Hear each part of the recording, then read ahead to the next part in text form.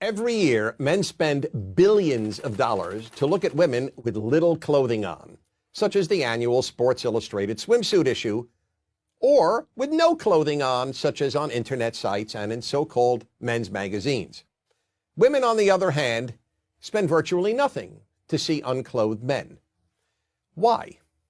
Some say that the reason is that men are socialized into viewing women as sex objects, and that women are socialized into not viewing men as sex objects. But if that's true, how do these people explain gay men?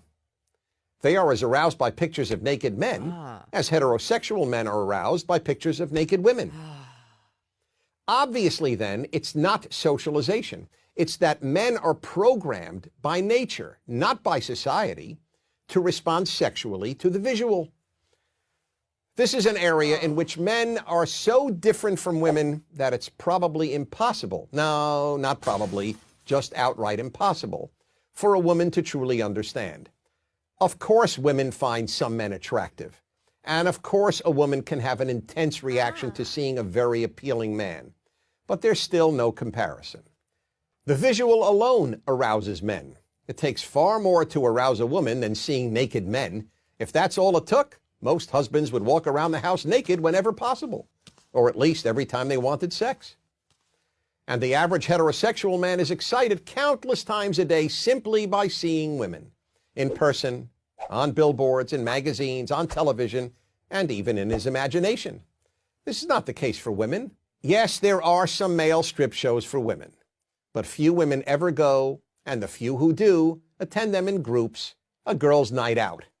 And for every one of those shows, there are probably 10,000 female strip shows for males, most of whom attend alone, not as a participant in a guy's night out.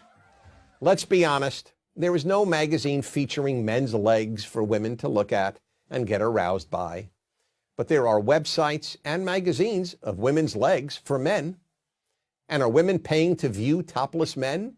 Men pay good money to look at topless women.